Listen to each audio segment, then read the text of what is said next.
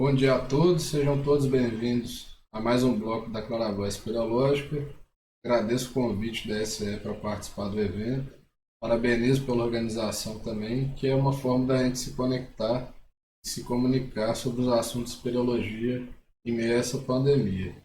Meu nome é Bruno Diniz Costa, sou turismólogo formado na Universidade Federal de Ouro Preto. Participei da SE entre 2014 e 2019, onde eu fui integrante de duas diretorias, de imprensa e divulgação na gestão 2015 e 2016 e fui diretor de materiais na gestão 2017 e 2018. Trabalho como espeleólogo autônomo em processo de licenciamento ambiental desde 2017. Estagiei no Parque Nacional Cavernas do Peroaçu e realizei meu trabalho de conclusão de curso no Parque Estadual do Ibitipoca.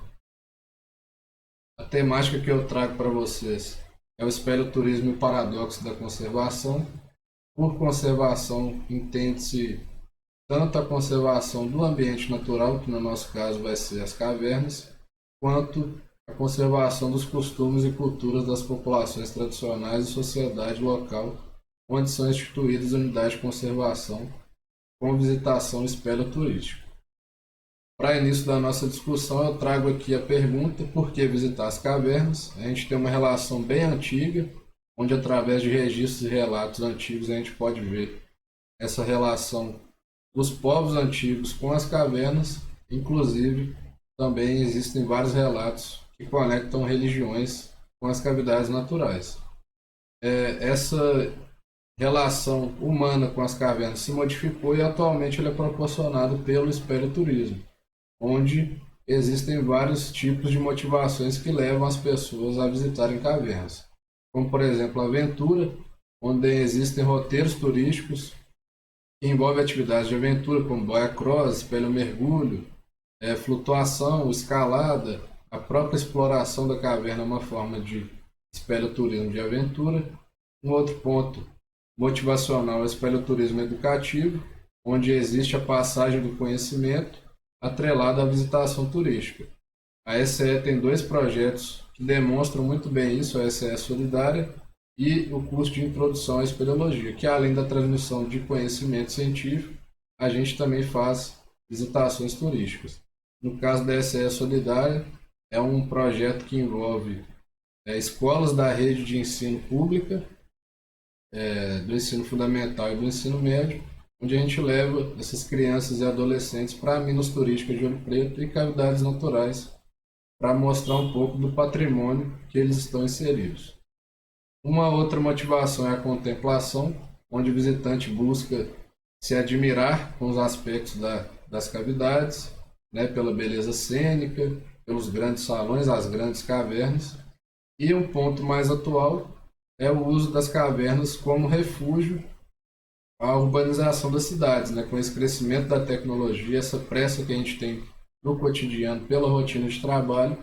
As cavernas, assim como o ambiente natural em geral, vem sendo utilizado como forma de fuga dos centros urbanos. A relação humana com as cavernas é bastante antiga, como eu já disse, e no período da antiguidade temos relatos e registros de várias religiões e povos antigos com as cavidades. Aqui eu coloquei alguns exemplos, como os gregos, os romanos, os judeus, os cristãos, os árabes, os egípcios, os assírios, os indianos e os chineses. Na Índia antiga, acreditava-se que as cavernas eram um local de renovação espiritual, enquanto na mitologia grega acreditava-se que era a morada do deus Hades, o deus do inferno. Então existe essa diferenciação de visões a depender das religiões. No cristianismo eu acho um caso interessante, porque essa visão teve uma reviravolta ao longo do tempo.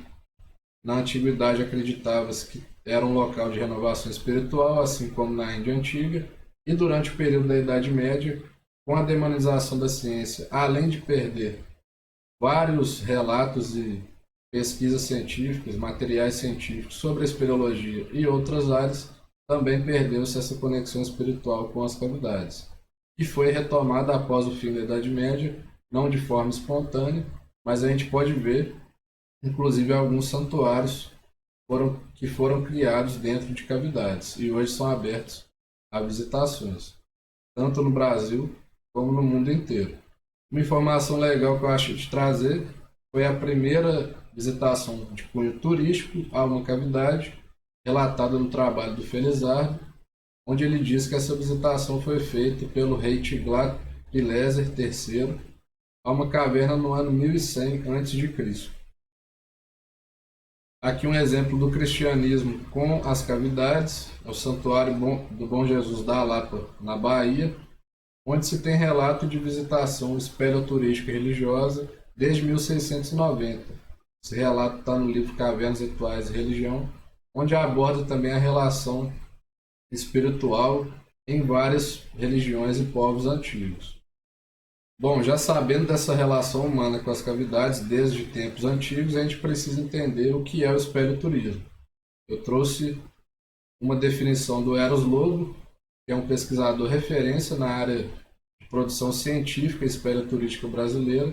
Ele diz o seguinte: o espeleoturismo é um segmento turístico que busca atingir de forma equilibrada a conservação das cavidades naturais, a conscientização, nesse caso ambiental, e satisfação de todos os envolvidos no processo turístico e o desenvolvimento econômico local.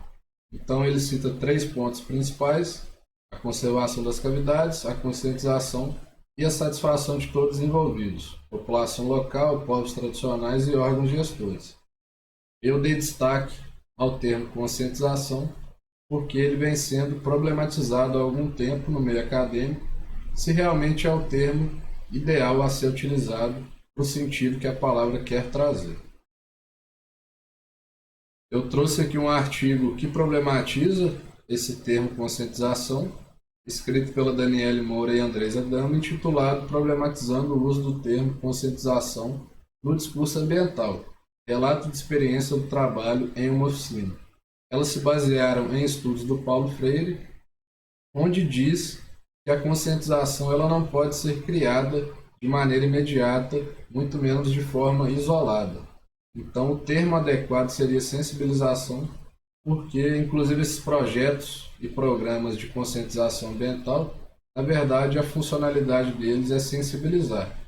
Então, através desses eventos, de alguma palestra, enfim, você sensibiliza aquele grupo de pessoas ou aquela pessoa para, posteriormente, ela criar sua própria consciência sobre aquele fato, sobre aquele conhecimento adquirido, sobre aquela ideia. Então, o termo correto seria sensibilização. No caso da definição do espeleoturismo, passaria a ser a conservação das cavidades como ponto principal, a satisfação de todos os envolvidos e a sensibilização ambiental, para que posteriormente se crie a conscientização do patrimônio ambiental. A temática que eu quis trazer dentro do campo do espeleoturismo é o paradoxo da conservação, onde a gente encontra esse paradoxo em várias outras áreas também. Mas eu vou trazer aqui esse paradoxo vinculado às unidades de conservação.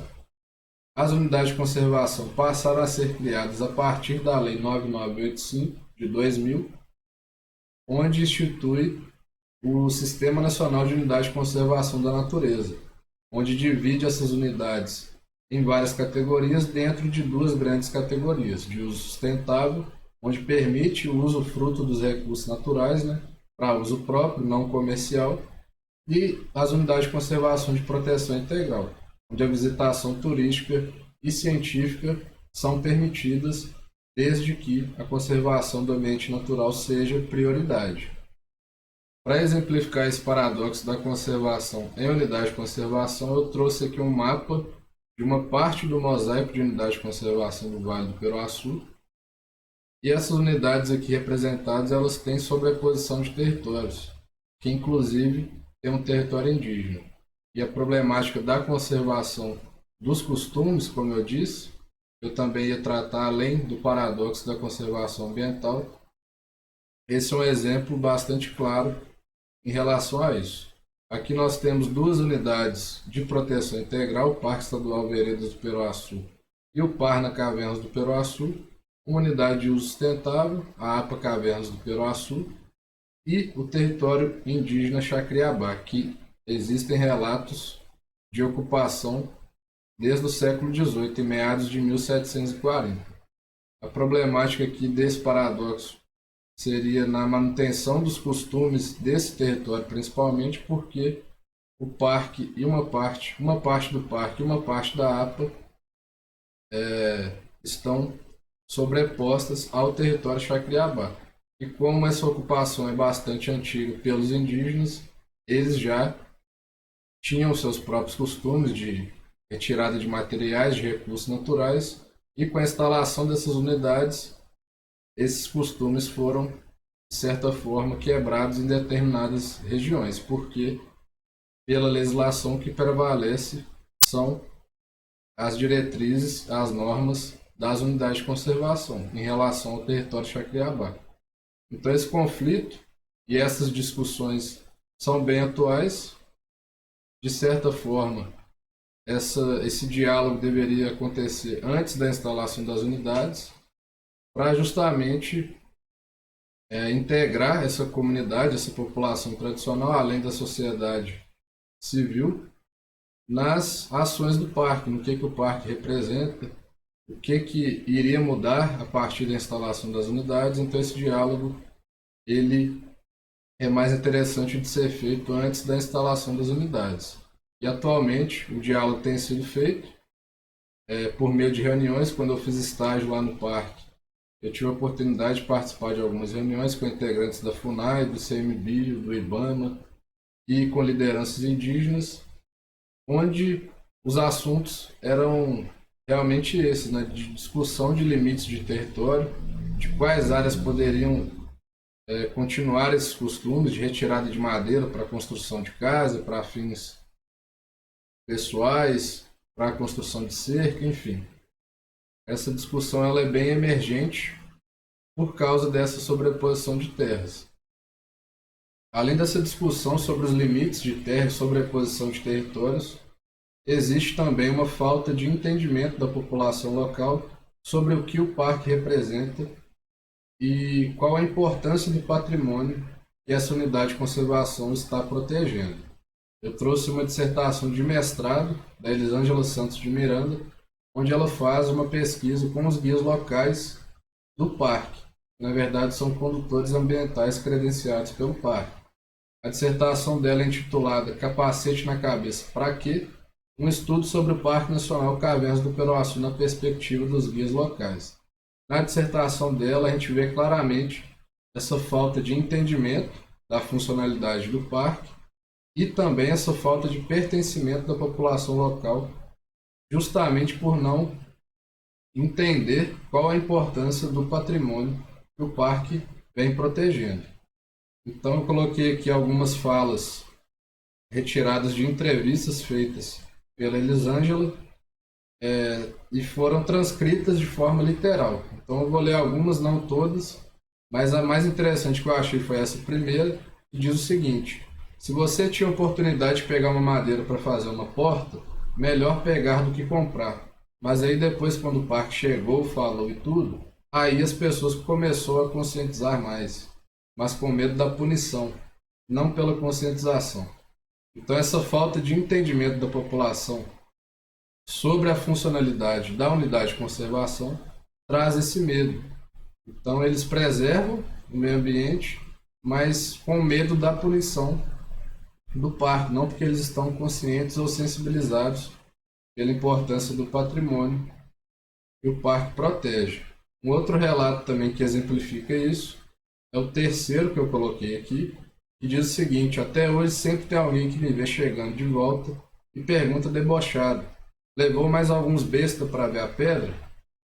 Demonstrando mais uma vez essa falta de entendimento da relevância desse patrimônio. Essa falta de entendimento do que a unidade de conservação representa para a sociedade local parte muito também da falta de planejamento na hora de se implementar uma unidade de conservação. Não só no caso do Peroaçu, mas a gente vê essa realidade em várias unidades de conservação pelo Brasil. Essa problemática ela pode ser resolvida envolvendo essa população local anteriormente à instalação da unidade. Então eles já começam a se habituar com essa nova realidade e passam a entender e reconhecer a importância do patrimônio onde a unidade de conservação vai ser criada. Além disso, a própria estruturação do parque ela deve ser bem pensada. Aqui eu coloquei um exemplo também do Parque Nacional Cavernas do Peroaçu, onde se percebe uma ação de uma população de mocós que vem roendo, vem comendo estruturas turísticas. Talvez o material utilizado não seja o ideal, por quê? Nesse caso aqui, no Mirante Mata Seca, o mirante é feito de madeira plástica, um material reciclado.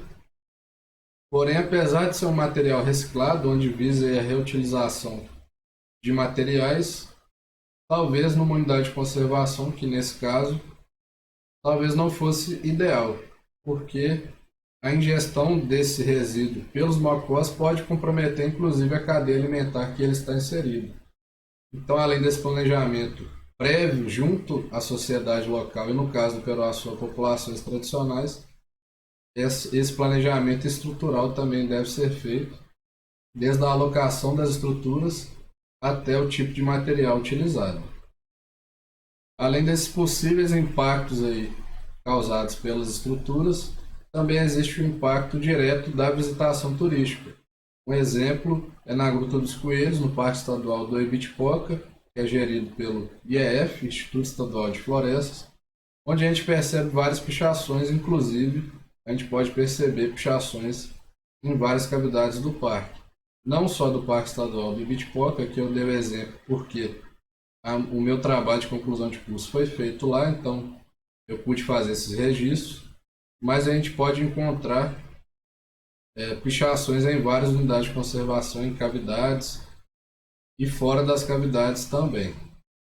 Entrando no meu trabalho de conclusão de curso, que foi feito no Parque Estadual do Ibitipoca, foi intitulado Avaliação do Potencial Espeleturístico das Grutas do Circuito do Peão. O meu TCC só foi possível através de um projeto da ESEA com o SECAV, onde visa cadastro e avaliação dos aspectos espeleturísticos do parque, além de prospecção espeleológica e mapeamento de cavidades. Então, todo o custo, todo o custeamento de campo e de escritório foi feito através desse projeto. O meu orientador foi o professor Ricardo Eustáquio, da Fonseca, da UFOP, e foi co-orientado pelo Eros Lobo, da UFSCar, professor Eros Lobo. O Parque Estadual do Ibitipoca ele foi instituído pela Lei 6126, de 1973, englobando territórios dos municípios de Lima Duarte e Santa Rita do Ibitipoca. As cavernas turísticas lá do parque são a Cruzeiro, a Monjolinho, a Peão, Coelhos, Fugitivos, Moreiras, Três Arcos, Viajantes e Ponte de Pedra. Eu não sei se essa lista está correta, porque a Gnomos, na época do TCC, estava fechada a visitação, não sei se ainda continua, e algumas cavernas aqui também trocaram de nome. Os três circuitos do parque são o Circuito do Peão, onde eu fiz a minha pesquisa, o Circuito das Águas e o Circuito da Janela do Céu, que tem o principal atrativo do parque, que é a Janela do Céu. Um dos aspectos motivacionais para a realização da pesquisa foi o crescimento da visitação turística no parque. Eu fiz aqui um gráfico utilizado na minha pesquisa a partir de 2006 a outubro de 2019, onde em 2006 o parque recebeu quase 30 mil visitantes. E em 2017 obteve-se um aumento de mais de 200% nesse número, ultrapassando aí os 100 mil visitantes. Então a gente percebe essa crescente na visitação, e isso é uma problemática por quê? Porque desde 2006, que foi o ano do plano de manejo do parque, já se relatavam impactos da visitação turística nas cavidades naturais. E com essa crescente na visitação, esses impactos tendem a aumentar, a serem mais graves. Inclusive, a gente pode perceber isso durante a pesquisa. A metodologia utilizada no meu trabalho para avaliação do potencial espeleturístico foi baseada na metodologia do Eros Lobo, de 2007, onde ele aplicou na Serra da Bodoquena, no Mato Grosso do Sul. Basicamente, a metodologia analisa as fragilidades e potencialidades espeleturísticas da cavidade e, posteriormente, joga isso numa fórmula, que é a seguinte. A fórmula ela multiplica as fragilidades pela soma das potencialidades gerais e as potencialidades relativas. E aqui eu analisei as potencialidades de contemplação no trabalho do Eros na Bodoquena. Ele analisou as potencialidades relativas de espelho vertical e espelho mergulho porque a realidade das cavernas permitia essa análise. No Parque Estadual do Bitipoca, nas cavernas turísticas, pelo menos analisadas, não tem essa possibilidade. A gente pega esse resultado, multiplica por 100 e divide pelo total máximo possível, que eu vou exemplificar na nossa escala de valores. No campo das fragilidades, eu mantive os grupos da metodologia do Eros Lobo, onde inclui os fatores de ordem abiótica, antrópica, arqueológica, paleontológica e fatores de ordem biótica. Essas fragilidades visavam levantar pontos de risco à segurança dos visitantes, atributos também ditos conservados que fossem suscetíveis a impactos da visitação turística e também o estado de conservação da caverna. Nas potencialidades gerais, aqui estão alguns exemplos. Nas fragilidades também eu não coloquei todas as variáveis analisadas, são muitas variáveis. No caso das potencialidades gerais, se analisou questões de acessibilidade, boa iluminação natural, por exemplo, se uma caverna tinha alguma lenda, algum folclore por trás da nomeação da própria cavidade.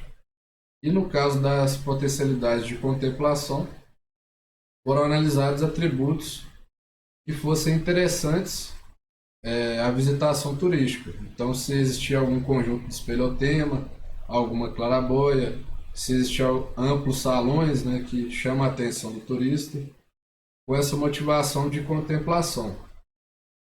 Após a identificação de todas as variáveis, a gente joga os valores na fórmula, como eu expliquei anteriormente, fragilidades vezes a soma de potencialidades gerais e potencialidade de contemplação, vezes 100 dividido pelo total de pontuação possível. O nosso total aqui seria, então, de contemplação seria 3, se fosse um nível alto de contemplação. Se fosse um nível alto no potencial geral, também seria 3. Isso somado daria 6 vezes o total possível de fragilidades, seria um grau de intensidade baixo, 3. Então, sempre a nossa fórmula dividiria pelo valor 18 para se chegar no nosso resultado final. No nosso resultado final, a gente tem essas porcentagens e a partir das porcentagens a gente classifica as cavidades por categoria de uso. Então, a gente vai da categoria A até a categoria G. A categoria A seria o potencial espelhoturístico absoluto e a categoria G, cavidade inapta ao turismo. Essa cavidade inapta ao turismo, ela seria confirmada através de uma variável analisada nas fragilidades que indica alguma pesquisa científica que comprove a inviabilização do turismo, seja por risco à segurança do visitante ou por ser algum fator extremamente relevante ambientalmente que comprometa a visitação turística na cavidade. A partir da classificação da cavidade, a gente gerou alguns mapas. Os mapas principais são esses: um mapa setorizado e um mapa geral.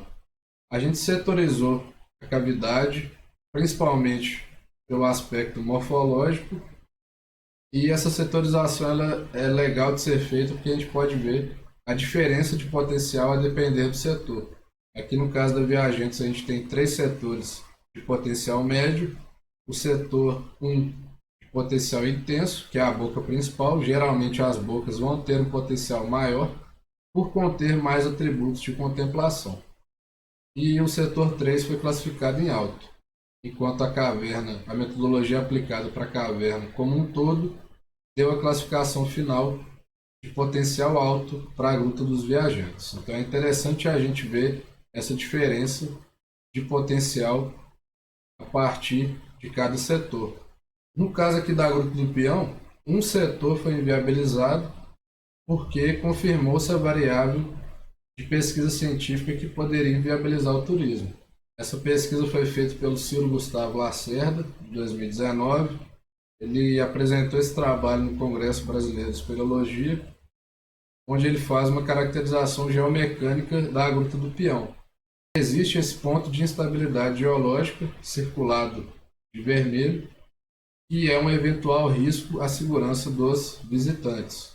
Então, através da aplicação da metodologia, invalidou-se esse setor como inapto ao turismo, sendo que o setor 4 não foi inviabilizado só a título de demonstrar o resultado desse setor, porque para se chegar ao setor 4 tem que se passar pelo setor 3. O resultado da Peão foi inferior ao da Viajantes. Ela é uma gruta mais impactada pela visitação turística. Então, dois setores foram classificados como potencial moderado, setor 3 como inapto ao turismo, setor 1 com um potencial alto. Como eu disse, as bocas sempre têm um resultado mais positivo. Em relação ao resultado geral da caverna, a caverna conseguiu uma classificação média, alcançando a porcentagem de 44% na nossa classificação. A terceira caverna avaliada foi a Gruta do Monjolinho. Esse mapa foi feito pela SPEC, pelo EGRIC e pelo GEOS.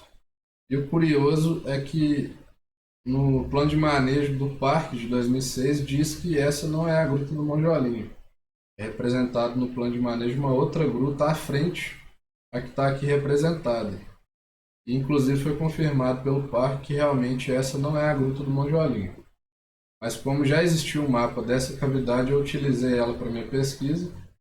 E o resultado dela setorizado também foi positivo na boca, foi um resultado alto. Nos outros três setores foi um resultado médio.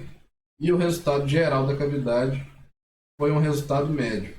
É importante destacar a utilização dessa caverna, como ela serve de passagem, não necessariamente passagem, mas se passa por ela para chegar ao atrativo principal, que de fato é a Gruta do Monjolinho.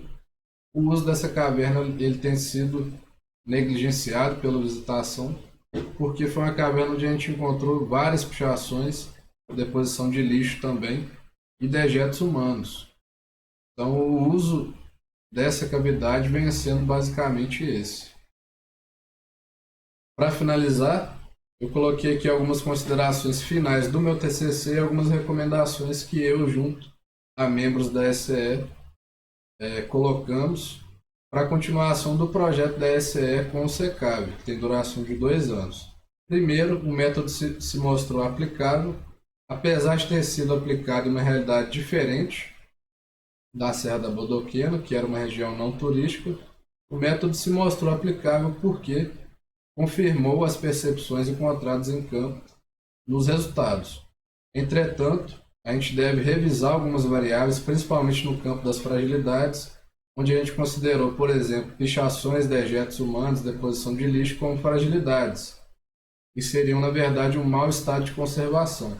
As fragilidades, a gente concluiu que são os atributos conservados. Então, um espeleotema íntegro, a caverna conservada, seria frágil e suscetível a impactos da visitação turística.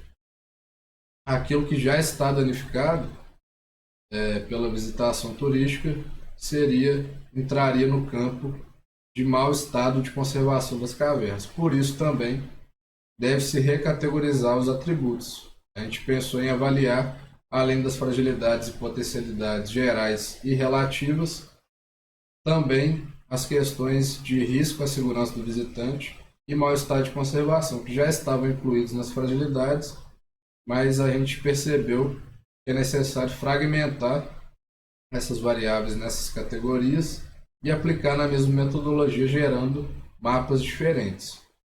Também se deve remodelar a escala, porque, um exemplo, um ponto de piso escorregadio no setor 1 da Viajantes, por exemplo, valeria o mesmo do que 5 pontos identificados no setor 2. Então a gente deve criar uma escala de valores diferente, dando peso a essas variáveis por intensidade de ocorrência. Um outro ponto da nossa conclusão foi que devem ser feitas análises mais aprofundadas para os fatores de ordem biótica e atmosférica. A biologia, né, a fauna, é um dos fatores que mais sofre impactos à visitação turística e foi um ponto pouco avaliado na minha pesquisa. Inclusive, para a continuação aí do projeto da SCE com o SECAV, já estão previstas algumas análises mais focadas na ordem biótica e atmosférica, com estudos de mudanças microclimáticas também. E o ponto principal, eu acho que são as alterações no modelo de visitação. Para quem não sabe, lá no Parque Estadual do Bitpoca é um modelo autoguiado, então você paga a entrada e tem livre acesso aos atrativos turísticos. Enquanto, por exemplo, lá no Parque Nacional Cavernas do Peroaçu é um modelo diferente, é um modelo de visitação guiado. Então o visitante ele deve agendar a sua visita junto ao parque e escolher algum condutor ambiental para fazer esse guiamento da visitação. É um parque mais conservado do que o do Ibitipoca, justamente por esse modelo de visitação. Entretanto, é um parque que recebe menos visitantes. O Parque Estadual do Ibitipoca é o parque mais visitado de Minas Gerais. Então, são realidades diferentes. Lógico que não dá para pegar um exemplo de uma realidade tão diferente e aplicar na prática, mas deve-se fazer essas alterações à medida do possível. A atual gestão vem fazendo um trabalho excelente, fazendo programas de sensibilização, criação, o retorno, né, do voluntariado, agora também implementando o plano de manejo espeleológico das cavernas.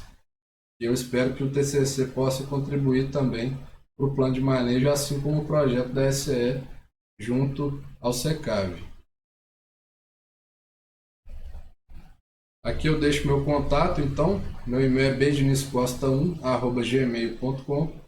Meu Instagram é bdiniscosta. Se quiserem mandar perguntas antes da live de mais tarde, pode mandar também. Eu já vou me preparando para responder. As minhas referências bibliográficas estão aqui, eu vou deixar na descrição do vídeo também, se possível com o link dos arquivos utilizados. E no mais é isso. Muito obrigado por terem prestado atenção. Eu espero ter contribuído aí com alguma informação.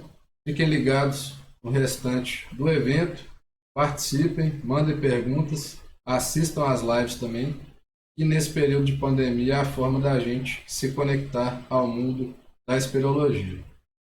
Para finalizar, o lema das cavernas: de uma caverna nada se tira a não ser fotografias, nada se deixa a não ser pegadas, nada se leva a não ser excelentes lembranças. SCE mantendo a chama acesa desde 1937.